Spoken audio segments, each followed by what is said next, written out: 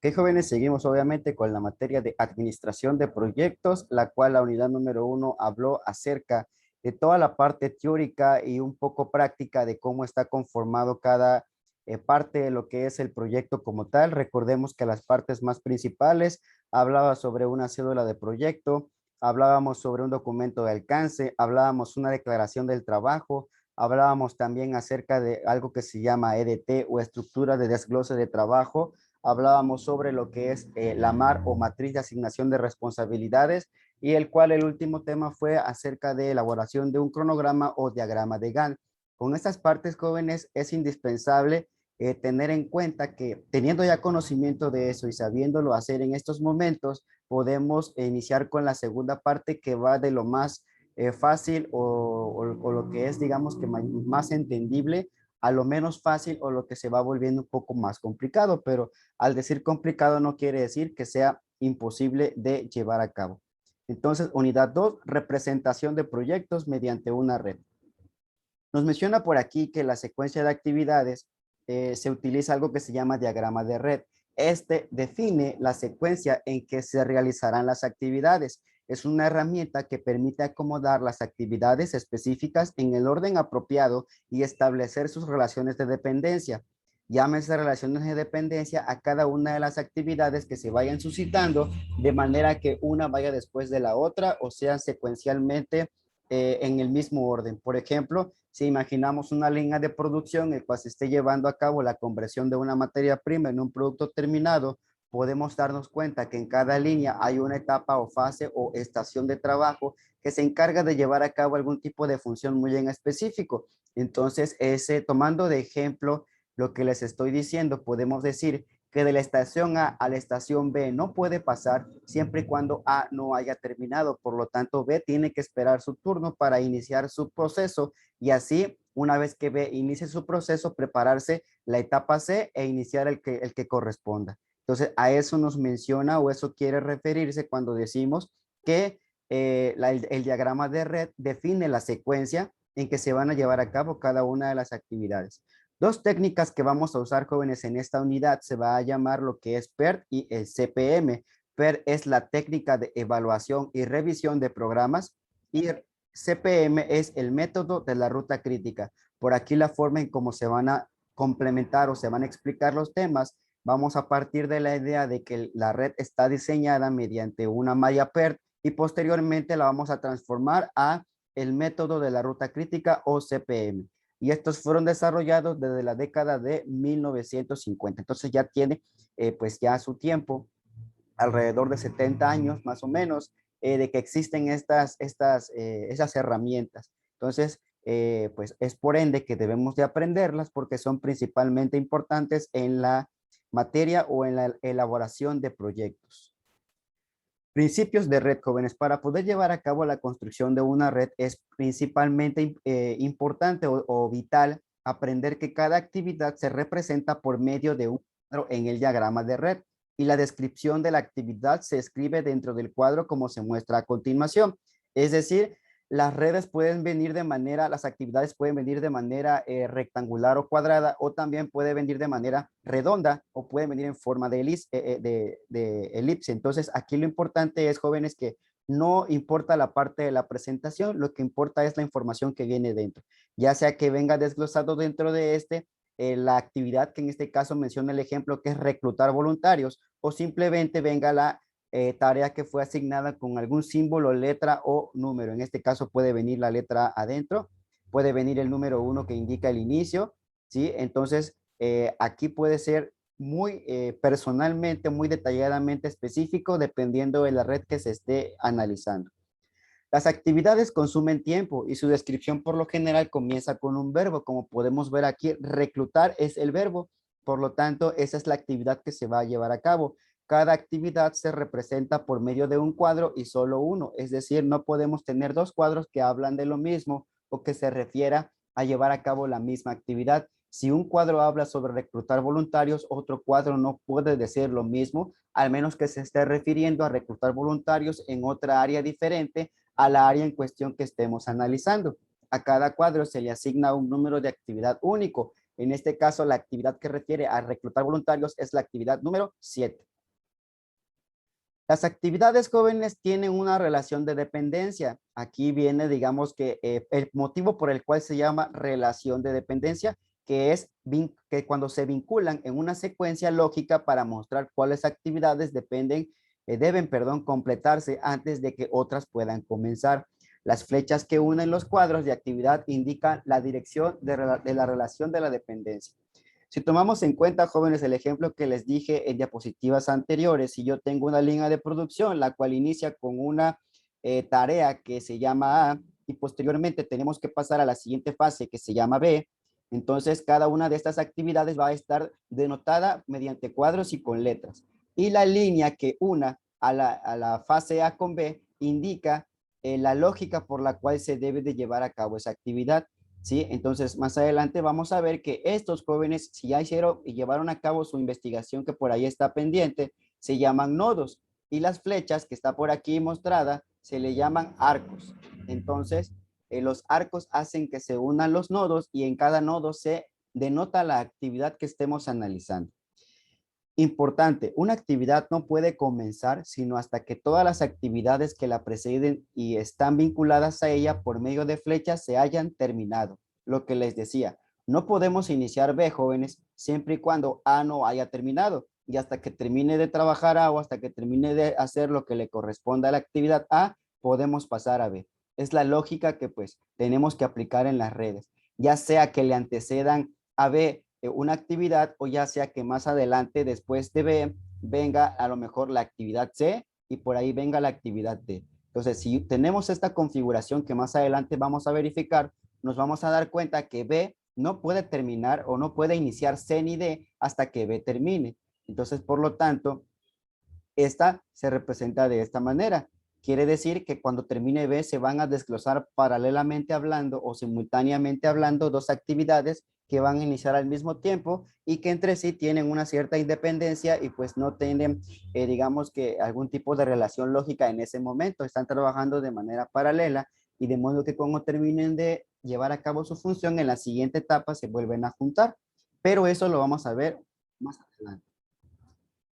Ok, empezamos con la parte de cómo se dan las secuencias de las actividades de redes. La actividad o la secuencia más sencilla o la básica se llama secuencia serial, no es nada más de tener dos actividades. En este caso, el ejemplo maneja la actividad número 3, que sería lavar automóvil, y la actividad 4, que sería secar el automóvil. Si aplicamos la lógica, podemos entender que no podemos secar el automóvil siempre y cuando no lo hayamos lavado antes, ¿sí? Entonces, si ya se lavó, por ende, podemos pasar a la siguiente etapa que nos indica el arco que está por aquí, que es la flecha, y nos dice, si ya lavamos el automóvil, ya podemos secarlo.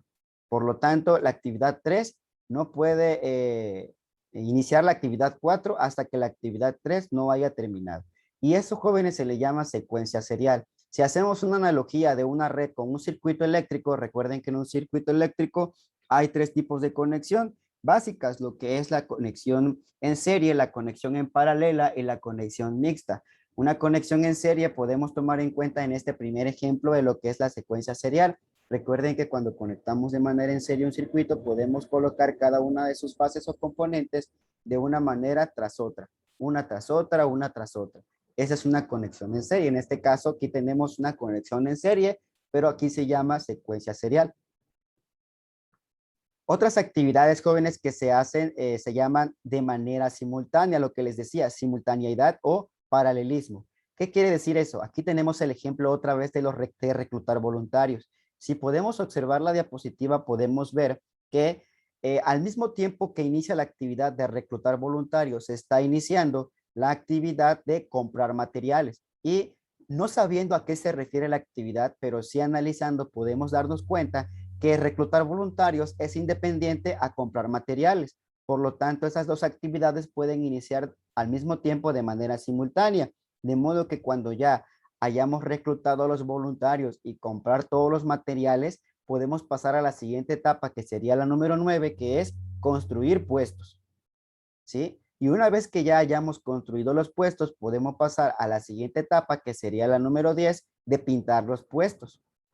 Y posteriormente, cuando hayamos pintado los puestos, ya podemos trabajar de manera simultánea para desmontarlos y para limpiarlos. De alguna u otra manera, estas dos actividades son similares a las primeras que mostramos en esta diapositiva con reclutar voluntarios y comprar materiales, y se trabaja de manera simultánea, indicándonos que dos personas o dos equipos diferentes de personas están llevando a cabo estas actividades y que de alguna u otra manera son independientes, que mientras un equipo está desmontando los puestos, el otro está limpiando conforme se va desmontando dichos puestos, ¿sí? Aquí podemos tener un ejemplo claro de lo que es una red de secuencia simultánea. La siguiente, jóvenes, es una relación ilógica, es decir, que no se puede llevar a cabo en este tema y en esta materia, que nos menciona que entre las actividades conocida como ciclo es una relación ilógica. Al elaborar un diagrama de red, no es aceptable, ojo, aquí les dice, no es aceptable trazar las actividades formando un ciclo debido a que este representa una ruta de actividades que se repiten a sí mismas a perpetuidad. Entonces, por lo tanto, jóvenes, no podemos configurar una red dentro de la materia de administración de proyectos y más que nada, refiriéndonos a un proyecto que A inicia a B y que B inicia a C y que C vuelva a iniciar a A. Porque si recordamos la definición de proyectos, nos menciona que es todo esfuerzo temporal que se lleva a cabo para crear un producto, un servicio o una tarea única.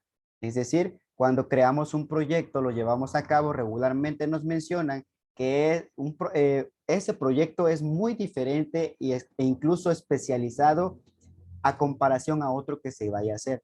Por ejemplo, pensemos que a lo mejor en el municipio de Tiapas se esté llevando a cabo la construcción de un edificio que vaya a ser una plaza. Y pensemos que más adelante, quizás en el municipio de Jalapa o Tacotalpa, se pueda llevar a cabo una construcción también de una plaza. En teoría, el proyecto que se va a llevar a cabo en Tiapas es muy diferente al que se vaya a hacer en Tacotalpa o Jalapa. ¿Por qué? Porque recordemos que el suelo, los componentes, los materiales e incluso el recurso humano va a ser muy diferente al que se vaya a contratar en otros municipios. Entonces, por lo tanto, ahí se asume que los proyectos pueden llegar a ser parecidos, pero no iguales, ¿sale? Puede tener la misma forma, pero pueden tener ciertos componentes que lo diferencian. Por lo tanto, el llevar a cabo la construcción de una red, de un proyecto con una configuración en forma de ciclo, es incorrecto, jóvenes. Y aquí lo menciona, no es aceptable y esta es llamada una relación ilógica. Por lo tanto, nunca debemos de nosotros construir un proyecto o una red de esta manera, jóvenes. Ok, antes de pasar a la siguiente diapositiva e iniciarla, ¿hasta aquí tienen alguna duda o pregunta, chicos?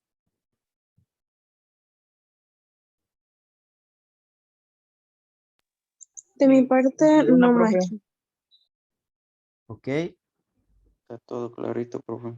ok, gracias. Entonces proseguimos con la diapositiva. Algunos proyectos tienen un conjunto de actividades que se repiten varias veces. Por ejemplo, considere un proyecto que consiste en pintar 3 habitaciones. Aquí nos está dando un pequeño ejemplo de pintar 3 habitaciones. La pintura de cada habitación requiere, en primera instancia, la preparación de la habitación. Imaginemos que a lo mejor nos van a encomendar la tarea de pintarla y por lo tanto tenemos que prepararla, ya sea que la lijemos, que coloquemos algún tipo de papel o bolsa o protector en el suelo para no mancharlo, que nos pongamos algún equipo de protección, puede ser cualquier cosa. Posteriormente, la tarea 2 es pintar el techo y las paredes, ¿sí? Ya refiriéndonos al objetivo principal de pintar las 3 habitaciones. Y posteriormente, la actividad 3 sería la pintura de los acabados, es decir, darle el detalle para que esta pintura pues perdure el tiempo que sea necesario. Suponga que participarán 3 expertos. Uno hará la preparación, otro pintará los techos y las paredes y el tercero hará los acabados. Entonces tenemos 3 expertos, 3 habitaciones y 3 funciones diferentes. A continuación vamos a ver las configuraciones que pueden resultar de este pequeño problema o ejercicio. Quizá parezca lógico trazar un diagrama de red para el proyecto como el que se muestra. Este primer ejemplo, jóvenes, que podemos observar aquí en la parte de arriba, es un ejemplo de un diagrama en forma secuencial. Si podemos observar, podemos ver que todas están una tras otra y podemos ver que la primera actividad es preparar la habitación 1, posteriormente se pinta la habitación 1, después se dan los acabados de la habitación 1, Posteriormente se prepara la habitación 2, se pinta la habitación 2 y se dan los acabados de la habitación 2. Después se prepara la habitación 3, se pinta la habitación 3 y se dan los acabados de la habitación 3. Eso en teoría es correcto, porque ya vimos que se pueden hacer los diagramas de manera serial, pero jóvenes, ya analizando, poniéndonos la camiseta de ingenieros, de analistas, podemos darnos cuenta, jóvenes, que esto no se debe de permitir en la vida real, porque si recordamos, aquí nos menciona la teoría, que uno prepara, otro pinta los techos y paredes y el tercero hace los acabados.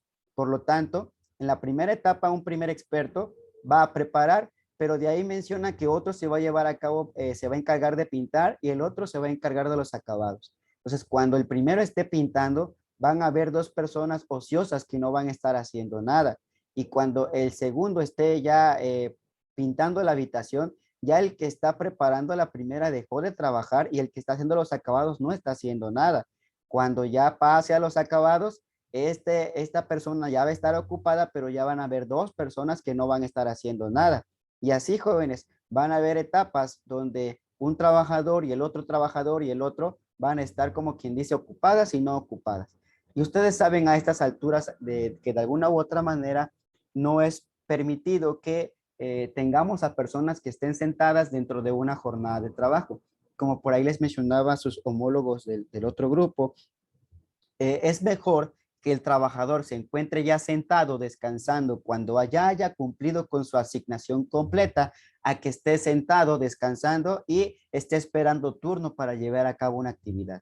Entonces, por lo tanto, teóricamente hablando, coherentemente hablando y lógicamente hablando, sí es correcto hacer el diagrama en forma serial, pero para optimizar tiempos, en este caso, no es correcto.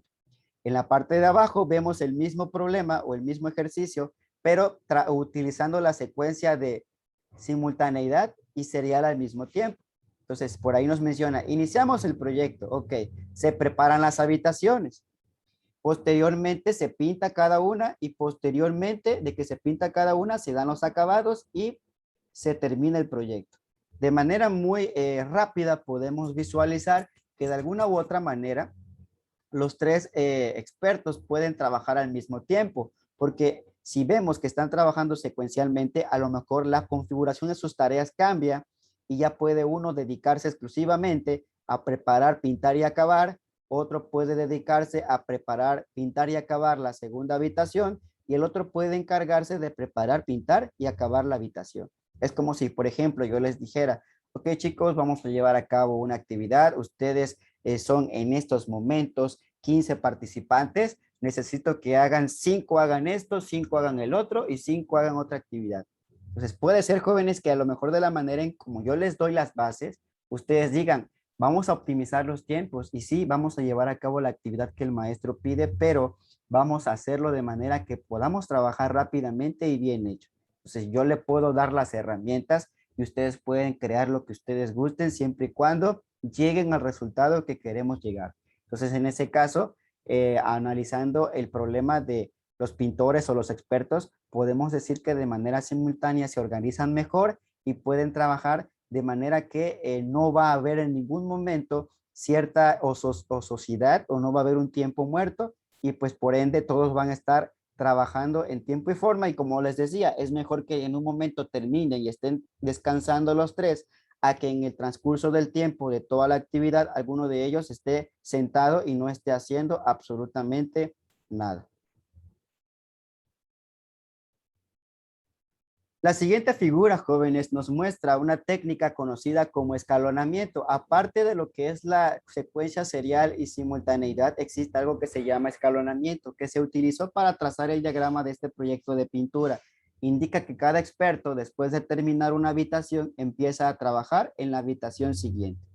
Por ahí nos menciona que este método permite que el proyecto se complete en el menor tiempo posible y al mismo tiempo se hace el mejor uso de los recursos disponibles. Es decir, estas dos redes son correctas, vuelvo a repetir, lógicamente hablando, utilizando la teoría que ya vimos, esto es correcto, ¿sí? Y vemos que pasamos de mayor tiempo a un menor tiempo comparando estos dos, pero nos dice por aquí que este ejemplo de escalonamiento optimiza mucho más el tiempo posible y hace que todos los recursos se utilicen a la perfección.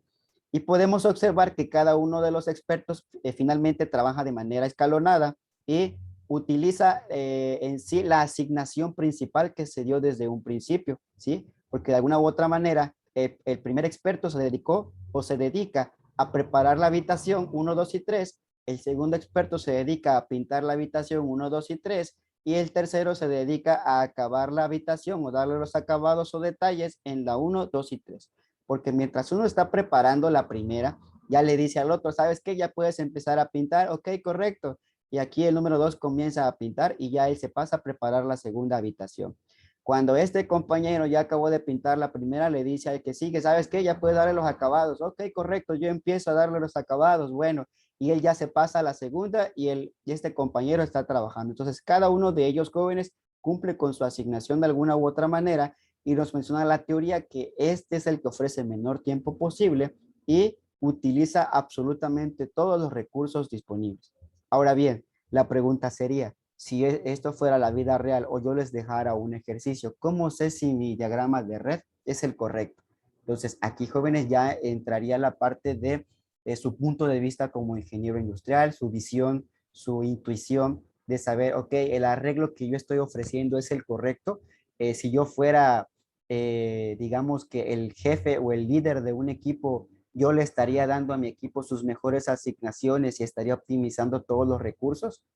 Recordemos que la razón de ser de un ingeniero industrial, su objetivo principal es que minimicemos los costos y maximicemos los resultados, ¿sí? O los beneficios.